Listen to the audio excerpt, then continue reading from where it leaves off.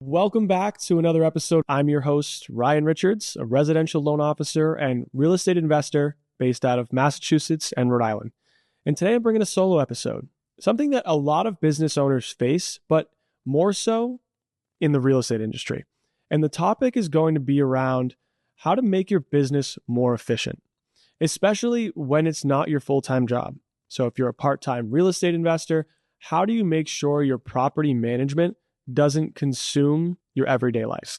And really what that comes down to is systems. So we're going to go over a few softwares that you can use, a few strategies that you can use to help minimize your time commitment to your real estate projects. And ultimately, this is still something I'm learning. I'm every day within real estate, every day as a business owner, you try to optimize to become more efficient and have the ability to scale. So there will be things that we talk about today that in a few months might have some new updates for you. So stay tuned, but hopefully this will give you a foundation to get your wheels turning on how to think about running a real estate business or a second or third business or side hustle.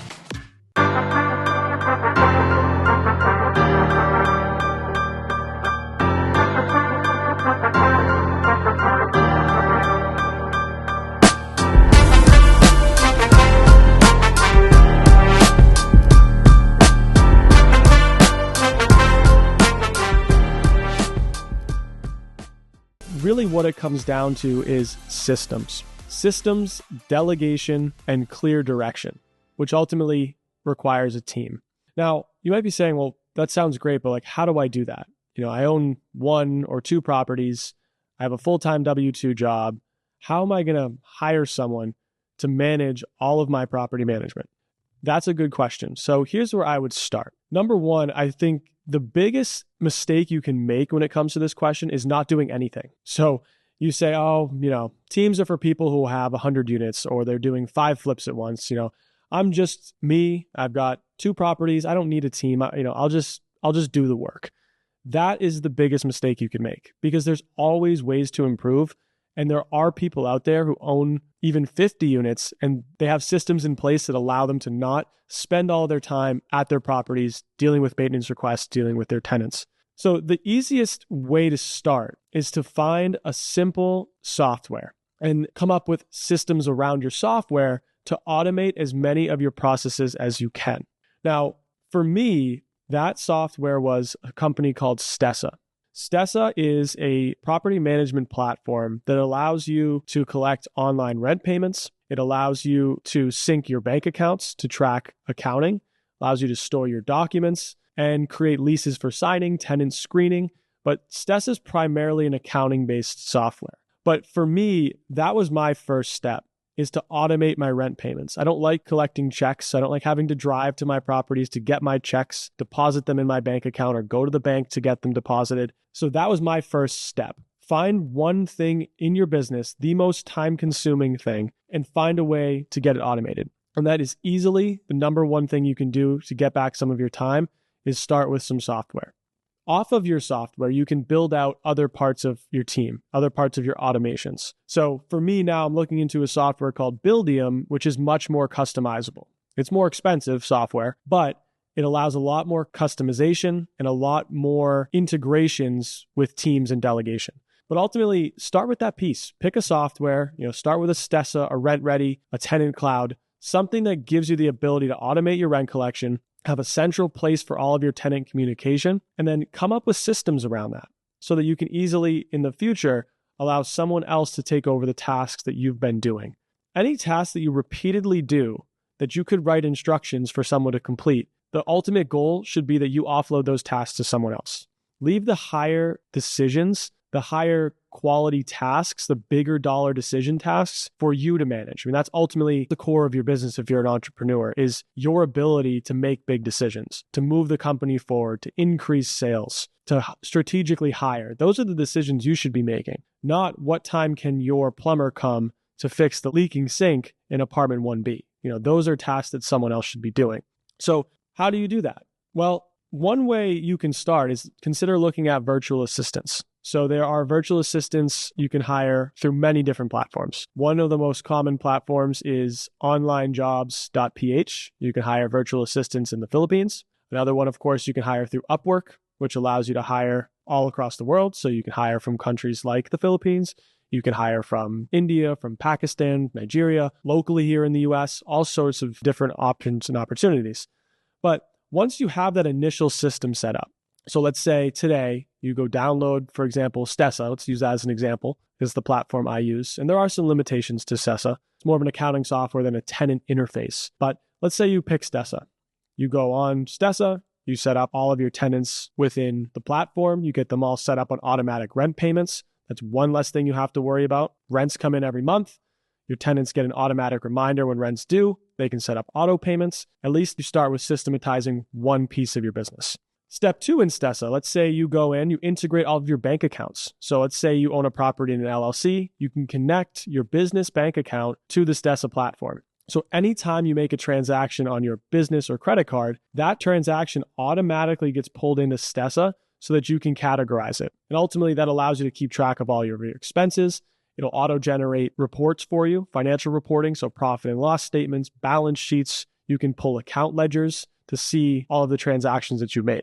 Once you've at least started there, you've automated your rent payments, you have your bank accounts tied to one central accounting platform, then you can start to upload all of your documents. Get all of your documents in one place. So you can upload your lease agreements. You can put in any rental notices you've given, your settlement statement from your sale, your insurance policy. Within Stessa, you can add those dates into the platform. So you'll automatically get notified when your insurance policy is 30 days from renewal, 60 days from renewal, 90 days from renewal, whatever automations you set. So now you don't have to worry about your insurance policy renewing. You have an automatic reminder for it. You can set bill reminders through Stessa. So let's say you have a tax bill coming up. That's one thing you can take off your plate. I'm not going to worry about when my bill is due because I already have an automatic reminder every quarter coming from my platform to remind me, all in one central place. So as you get that foundation set up, then you start to build off more automations. So let me go through all of my bills that I'm required to pay and set up as many as I possibly can on autopay. And then as you do that, as you're making these moves, start to think long term. So anytime I create one of these automations, I go and I make what we call an SOP, a standard operating procedure. So I will go into my handbook, which is becoming the handbook for my business, and I will write out a step-by-step process to do the task that I just did.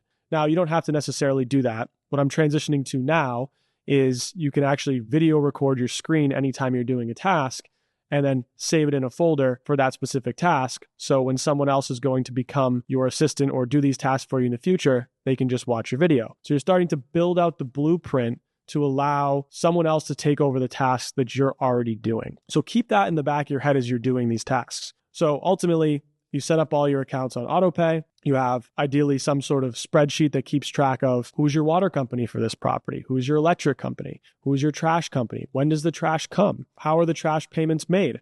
It's an autopay from checking number 6455. Get some sort of sheet that keeps track of all of that. So you can quickly jump in and say, maybe let me double check my water bill. Who's my water company? Oh, what's my login? Have a sheet that keeps track of all that for you. So start to set some of those easy systems in place so you can get things when you need them quickly, which can all be done really through one central platform. That gives you at least the baseline of some automation. So at this point, your rent payments are automated. All of your accounting is somewhat automated. You have all of your bank account transactions going through one central platform. You can categorize those based on expenses, whether it's a capital expense, whether it's electrical, it's plumbing, or if it's a maintenance item, you can tie it to specific units. So you can really keep a pulse on what's going on in your portfolio. Another thing that this software does for you is it allows you to have so much less stress at tax time. So using Stessa as an example, Stessa allows you to take a picture of your receipt. So say you go to Home Depot on Sunday and you need to buy a couple things for your building. More often than not, those receipts don't make it into your accounting. That's just the nature of being a small business owner. Very rarely do people actually take their receipt, save it, upload their transaction into the ledger and account for it. But Stessa allows you to take a quick picture of the receipt. AI will read the receipt, categorize it, and automatically input it as a transaction in your transaction summary. So it'll adjust your balances, it'll adjust your profit and loss, and it will keep that picture you took as an attachment to that transaction so that at the end of the year, when you need to file your Schedule E for your rental property, or you need to file your tax returns and account for your expenses, it will pre-generate a Schedule E report based on your entire year's worth of books that you've automatically collected because you just set up the process right.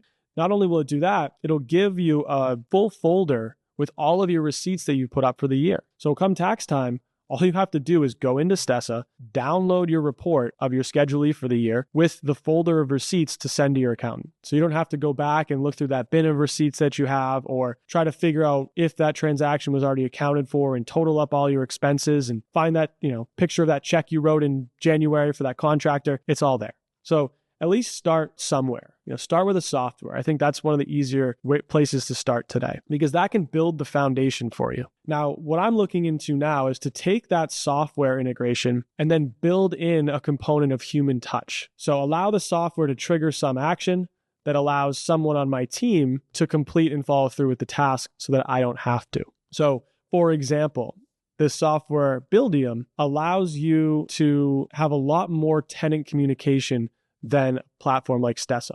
It does have the accounting capability, the accounting power of a platform like Stessa. It's actually more involved. You can do a lot more with Buildium, but it also allows you to then automatically delegate tasks to your team right through the platform. So it creates an interface where tenants can interact. They can actually go onto a landing page that is created for your company. So they can view, their rental payment history. They can make rent payments. They can see any announcements for the property. They can look at any sort of maintenance requests they've submitted and what the status is on those maintenance requests. But on the back end, as the landlord, you have an app on your phone. The tenant has an app on their phone. So it makes everything super easy as far as communication. So let's say the tenant has a maintenance request. This is part of that systemization, always trying to think, how can I systematize and become more efficient? And it's starting with a baseline and then building off of it, which is what ultimately we're doing here. So you have your software, collects your rent, categorizes it, collects all your expenses, tracks some of your important dates. Now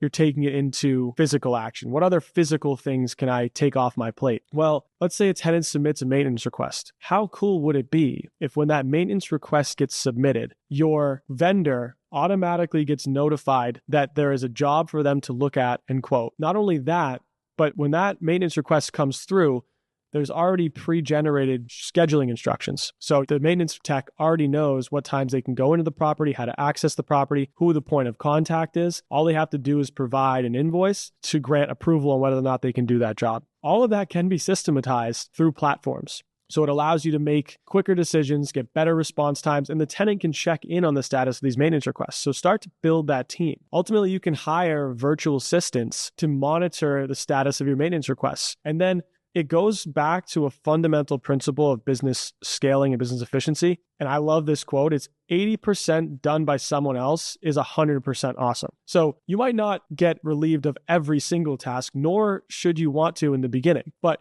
if you have someone who monitors your platform for maintenance requests, they see a maintenance request comes in, say John is on my team as a virtual assistant. John notifies me, hey, we have a maintenance request for Susie in Unit 1C. They're looking to get their plumbing for Susie in 1C. They're looking to have their sink fixed. Should I send it to our preferred vendor, which you load your preferred vendor list? Yes, send it to my plumber number one, have him look at this job, let me know what the invoice comes back at. If they quote within this range, you can approve it, and then ultimately they'll be responsible for payment. So once that task is complete, your vendor can upload a picture into the platform showing, hey, the job's complete. VA goes, all right, I see the job's complete. Let me issue payment. They can set up payment through your account, and you can set certain permissions. So when they go to make that payment, it stops them because they need approval from you. So now you just took 80% of that task, if not 90%, the only two decisions you're making around the money. So imagine how cool it would be is the only decision you have to make every day is, should I approve this $200 transaction to pay my plumber who already took care of my maintenance request for my tenant? That is pretty cool. And that's what you got to try to build towards. You can build those systems at a small scale, you can build them at a big scale, but everyone should have some level of automations, some levels of systems in their businesses, because it's the only way to scale. And it's the only way to really have a true real estate side hustle without getting burnt out or without having it sacrifice your quality of life. So think about that. And then beyond that, you can really start to implement this in other businesses. So if you're someone who wants to buy other businesses or start other companies, building these systems is super important. And that's something I've taken a big point of pride in, is trying to figure out how do billionaires run their lives? How do you have 15 companies? You hear people say, oh, Richard Branson owns 100 companies. How? Like that, to me, that makes no sense, because he's really good at systems. He's a really good team. So I'm trying to figure out ways to replicate that model. And ultimately, if you're a business owner, entrepreneur, or real estate investor, you should too. And don't let the belief that it's too expensive or I don't know where to start be your brick wall. Find a way around it. Start somewhere. Take some sort of action. Try a software. Maybe you don't like it. Hire a VA. Maybe you fire them. These are the types of things that differentiate people who are able to run multiple businesses and are able to take time off and have some liberties from people who will forever work as an employee of their own business because they didn't take the time to systematize. They didn't take the time to create a team and to make standard procedures for people to follow and do your job when you're not there. So where you can take this a step further is you can really build out, a virtual assistant team is a great place to start because one, the cost is very minimal. You can hire a very good VA for $4, $5, $6, $7 an hour. And some of these virtual assistants, they're highly trained. Some of them are college educated. They have multiple certifications, years of experience. Some of them score higher on the IQ test than I do. So, which was very humbling to find out. But there are qualified people out there who can do your job. So get rid of that mindset that you're the only one who can do your job. That's not true. There are so many people who can do your own job. And another limitation that people face as an entrepreneur is the idea that other people can only do one thing. Like, I need to hire an assistant for my business, as an example. People will say this, but I don't really have enough work for them to just do bookkeeping or like just edit my social media or just manage my email. Well, who does that all now? They're like, oh, I do everything. So why is it unrealistic to believe someone else could do multiple tasks? It's not. So you can find people who do multiple things. And ultimately, yes, they might need more training. Maybe they're not as experienced in category 1, 2, or 3, but they're really good at one piece that you need. You can build off of that. People can be multifaceted. You do it yourself. If you're an entrepreneur, you definitely have multiple skills and other people can too. So get over that belief that you're the only one who can do your job and consider taking that action step. Go on onlinejobs.com. Take a look at how to create a job posting. If you don't know how, go on YouTube, search how to hire a VA and online jobs. You'll find a ton of videos and they're really helpful. Step-by-step action plans on what types of questions to ask them. How do you find a good VA? How do you go through the hiring process? All of those things can be learned. YouTube University has a lot of benefits. So all in all, I implore you to take that step away from the traditional belief that, the best way to do something is to do it yourself. That's not true. I can't wait for the day that my team is better at my job than I was when I first started my business. Like, that is my ultimate goal, is to build a team that is so good behind me that I don't want to get in the way of them doing the tasks that they're already doing because they have a system that we've created that operates better with me out of it to allow me to go focus on higher value tasks, other business opportunities, and growing the company. So take that step. And with that, talk to other people who have. That's a lot of where I learn information. Go to a real estate meetup. Talk to other investors who have systems, have teams, who have hired VAs, someone who has a podcast. They probably have a team behind them that manages a lot of the production. Talk to people, pick their brains, but ultimately don't fall victim to that belief that you have to do it alone. It's the best way to do it because it's not. So start somewhere and just don't lose that desire to get better, but make sure you apply it to becoming more efficient, systematizing, and delegation. So hopefully you learned something today. If you ever have questions, you want to talk more, pick my brain about some of the topics we've discussed, feel free to reach out to me on Instagram, Finance with Team Richards. Send me a DM and I'll be happy to chat with you. But if not, catch you on the next one.